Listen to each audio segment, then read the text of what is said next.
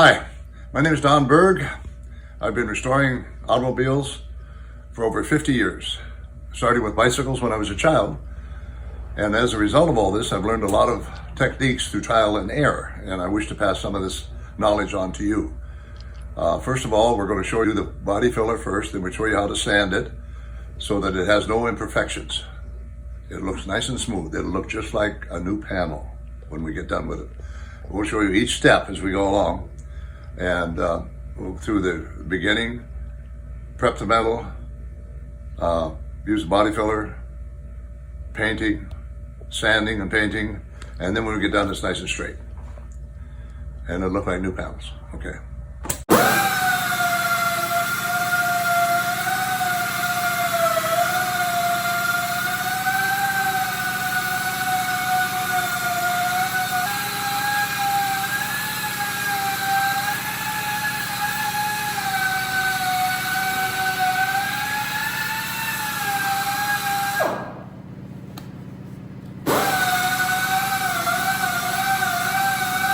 Okay, one thing to be buff. I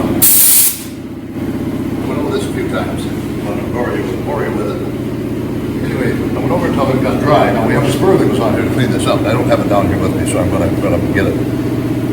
This is probably all I'm going to do today, so we'll come back and do some more tomorrow. But anyway, when you buff, you don't want to lay it flat. Although we got a special adapter here so that the nut doesn't stick through here. And this pad is designed to turn over and use both sides. You can wash these too. My wife washed these. Wash this one, as a matter of fact.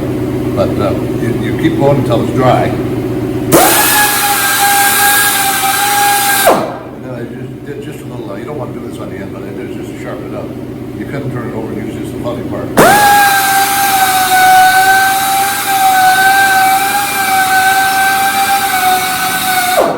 Now this, I'll show you what we got right here. This is what we use here. You can use any kind you want. This is Wizard's, called Wizard's Turbo Cut. And it's designed to remove 1,000, 1,200 scratches, 1,500. But this is not the final thing. I go over everything with this. First of all, I think you saw me sand. We sanded 400, 600, 1,000. And we do have some 1,200 too, but I didn't do that here. It's probably best to go 1,200 with the next. But they call it 3M process, which has two foam rubber pads. And then you got three different types of compound that goes with it. So we go over this 3 more times with that stuff.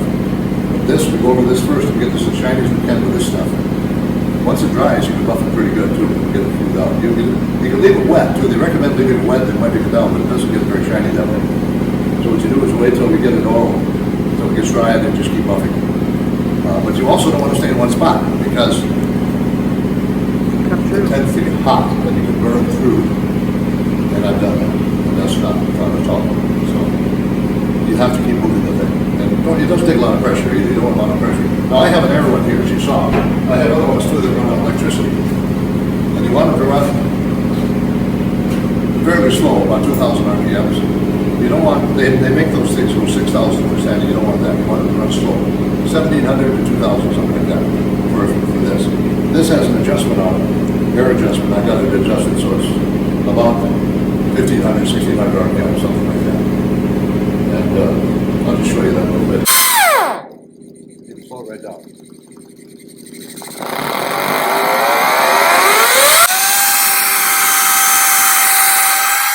It's just a little air button, that's all it is. It just takes some practice, that's all.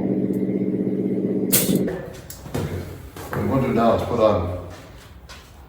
There's a little too much on here right now, but anyway, we're going to put this on, spread it out, get it fairly tacky so it almost dries, and then we're going to use a clean pad to buff it. The clean pad will shine. Right now we're using pretty aggressive stuff. It seems to work better. Sometimes the fine finish cut will leave a kind of a film on it, looks like, and it's not very impressive. So this kind of takes off a lot of material and just leaves it that way. The other kind of is supposed to fill in the sandy scratches, and when it does that, if there are any sandy scratches, it makes it dull.